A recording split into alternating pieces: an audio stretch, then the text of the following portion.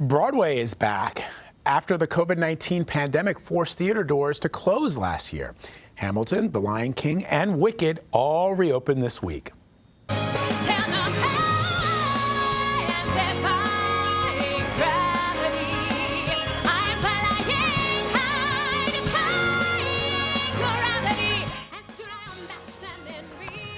There's a new CBSN Originals documentary which talks to people who defied the odds against them and survived the Broadway shutdown that lasted 18 months. Here's a preview of Ghostlight, the year Broadway went dark.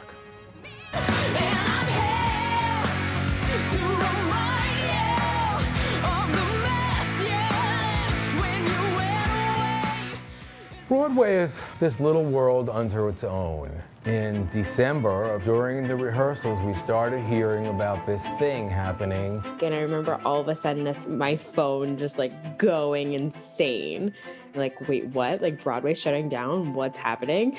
I was dance captaining the tour of the Book of Mormon. I was the child guardian on Flying Over Sunset at Lincoln Center. I was the bar manager for Jagged Little Pill. It's not like you can't find a job. It's that there are no jobs. This country and this world needs to know about our industry even more. Everyone is hurting. When it's literally they put the ghost light out, they lock the doors, and nobody is allowed in the theater, we don't know what to do. All right, for more on this documentary, which premieres today, let's bring in Christina Capatides. She is the senior producer of CBSN Originals and CBS News' vice president of social media and trending content. So, Christina, it's good to see you. Why did you want to make this doc? I think during the pandemic, there was a lot of attention that was paid to a number of industries that were devastated by COVID-19 closures. So you heard a lot about transportation and hospitality. You saw a lot of headlines about suffering restaurants and hotels and things like that. But, when you look at New York City and the COVID crisis that occurred there, Broadway was really affected as much as any other industry, but you didn't hear as much about Broadway. And when you did, you really just heard about actors. And so it was really important for me to showcase that you may see 8 or 9 people on the stage when you go to a Broadway show, but for any show, there's 200 people behind the scenes making the magic happen. So we spoke to, sound techs and spotlight operators and stage managers and, dressers, all these people that really are pivotal to the Broadway industry coming to life, but you don't hear as much about them. And then we do talk to a number of actors and directors and writers as well, who really had to pivot to survive these times. I mean, this was an unprecedented shutdown. I mean, Broadway has never been shut down for this long. When you look at 9/11, Broadway roared back to life after only 2 days. Superstorm Sandy shut it down for 4. So to be closed for a year and a half is shocking. And I think it caught a lot of creatives completely off guard. And, they were without a paycheck for a very long time. And it wasn't like they could go to, another theater or another show because the entire industry was dark for more than a year. So they had to really completely pivot. And it was just a really emotional time for a lot of people on Broadway.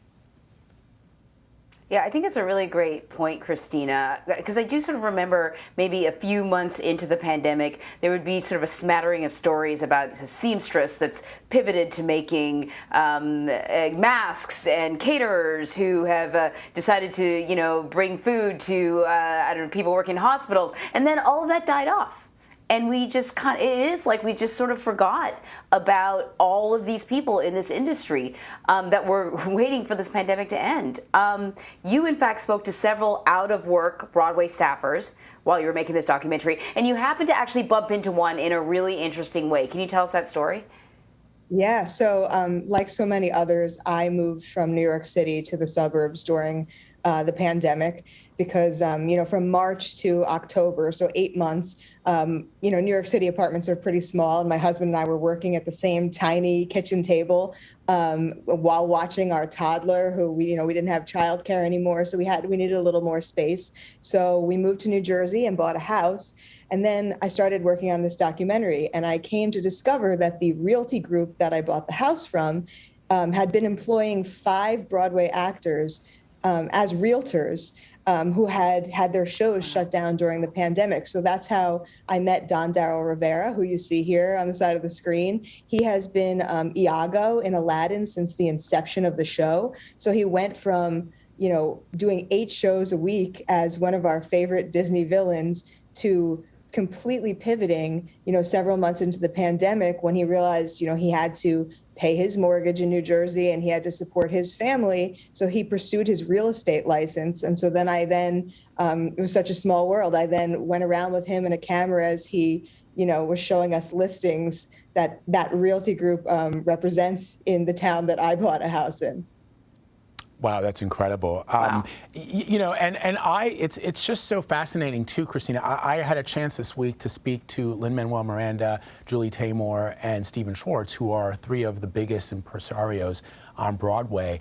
And they talked about what it meant to have all of Broadway go dark for as long as it did, and talked about the folks, not just the actors, not just the producers and directors, but all the folks that you're profiling in this documentary. And then Julie said something that was really interesting, which I hadn't thought of. She said that in the world that we live in now, where everything that we consume is fractured, there used to be a time when we would all, watch Seinfeld or Friends on a Thursday and then gather at the water cooler to discuss what, 25, 30 million Americans had also seen at exactly the same time. And we don't live in that world anymore because we stream things or we get them on our devices when we want them on demand. But that the theater, and to a lesser extent film, because even film is moving to streaming now, but that the theater is still what we do communally. As a community, it's a thing that we all participate in, we all experience it together, we all laugh, we all cry, we all marvel at the same time, and that needs to be protected. And I just found that to be really illuminating for me as somebody who's been a theater nerd like practically my entire life. Yeah, I think that's really true. It's one of the last remaining really truly in-person experiences of art. And I think that's one of the reasons why it's so important. And Broadway is also really unique in that, it's a really expensive medium. So, throughout the pandemic, when we look at all these other industries that were really badly affected by these shutdowns, the vast majority of those industries were able to pivot to, reduced capacity models or outdoor or delivery models. But Broadway had to remain dark because you really can't keep a show on Broadway at any less than 80% of the seats filled. So, when they were letting other, industries open at 30%, that's not a sustainable model for Broadway. They would close at 30%. So they really had to wait it out until we were at this point where they could come back at full capacity, which is also a really unique thing. So you focus on several different shows in this documentary, including Flying Over Sunset, and they had kind of a unique experience during the pandemic. Yeah, so, every spring there's a cluster of new shows that open on Broadway. So, when Broadway shut down in March of 2020, there were a number of new shows that were just poised to open, and Flying Over Sunset was one of those shows. March 12th, the day that Broadway shut down, was actually scheduled to be Flying Over Sunset's first preview. And so instead of opening, this joyous moment in front of audiences of New York, and worldwide Broadway fans, the writers on the team were able to see their show fully staged one time, basically so that Lincoln Center could record it, so that the creative team could remember all of the teching, the lighting, the choreography that they had spent months developing, which is what you're seeing here on the side of the screen.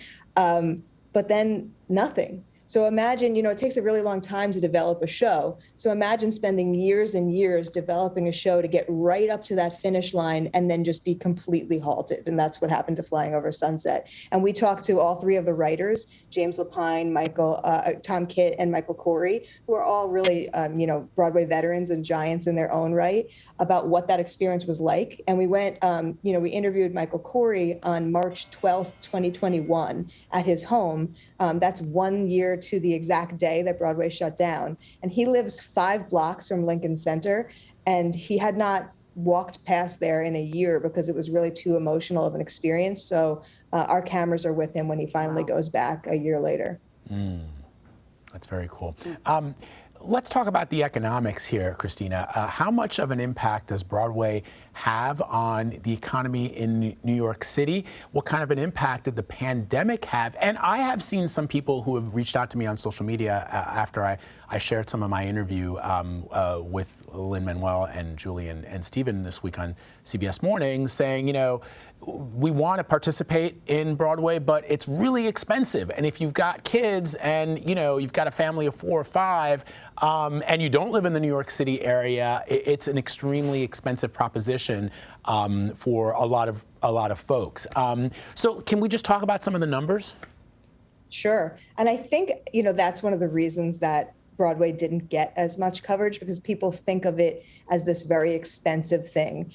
Michael Corey, who I was just discussing, said to us he thinks that people see it as expensive and expendable, but it wasn't expensive and expendable to people that depend on it for their daily bread. I mean, there's a whole, you know, there's thousands and thousands of people that depend on Broadway for a paycheck, and it's not expensive and expendable to them. So, and also, you know, we probably a lot of people know that Broadway is a huge tourism draw to New York City. People come from all over the world to see a Broadway show. It's an experience unlike any other. But you have to really think about the effect that, you know, all of those tourists coming in, may come in to see a show, but then they book a hotel room, they, you know, hail a taxi cab, and it trickles down to a lot of the other elements of New York City. So, you know, we spoke to a producer who was working on Mrs. Doubtfire at the time of the shutdown, a Broadway producer, who said that Broadway actually contributes $15 billion to the economy of New York City when you consider all of those ancillary things like restaurants and hotels that the people that attend Broadway shows also pour business into. And that's obviously a huge amount of money. Anybody who hears 15 billion can understand that. But to put it in perspective, that is more than all of the sports teams in New York combined. So, you know, during the pandemic, there was a lot of debate about, can New York City come back from this? And I think what a lot of the Broadway insiders that we spoke to and what those numbers really speak to is that without Broadway, maybe not. I mean, the two are really inextricably linked. They go hand in hand. Christina, before we let you go, there are, I think, 3 productions that are not coming back. I think Frozen and Mean Girls and West Side Story, which I was really bummed about because it is probably my favorite all-time favorite Broadway musical, and I was really excited to see it. I know that show, part of the reason it closed down was because of the bullying allegations against one of its producers, Scott Rudin. But were the other shows closed because of the pandemic, or was it just because it was their time to go? I don't know if you know that. Yeah, and we speak to people from all 3 of those shows in this doc. I mean, there were a number of shows that just could not survive the pandemic because, you know, theater rent is outrageously expensive. We were talking about Flying Over Sunset. Flying Over Sunset was lucky in the respect that they were tied to Lincoln Center, and you don't really have to pay rent in the same way that some of those other theaters do. But we talked to a dancer from Mean Girls who describes how, you know, she got a call a couple weeks into the pandemic, and they said, basically come pick up a bag of costumes. And she said it was like, normally you have a closing night party and there's closure and things like that. But this was like, they handed you a bag of costumes and you watched everything get carted off in a truck, and that was it. And how it really led to the first depression she's ever experienced in her life because of the shock of that. We also speak to Shireen Pimentel, who was cast as Maria in West Side Story. And we speak to a star dresser from Frozen, which was the first show to close as a result of the pandemic. Luckily, Beetlejuice, which announced that it was closing, just announced that it's coming back in 2022. So there's some good news there. But yeah, it's been very difficult for Broadway shows to survive this, and it's just completely unprecedented. Christina, it sounds like a great documentary. We haven't even really touched on the lives that were actually lost as well. We've been talking about the jobs that, you know, human beings are also not coming back because of this pandemic. Even if you have never seen a Broadway play, I guarantee this is going to be a worthwhile documentary. Christina, thank you so much. Thank you. You can stream Ghostlight, the year Broadway went dark, right now on cbsnews.com/Broadway, on the CBS News app, and on our streaming service Paramount+. You can also catch it tonight at 9 p.m. Eastern right here on CBSN.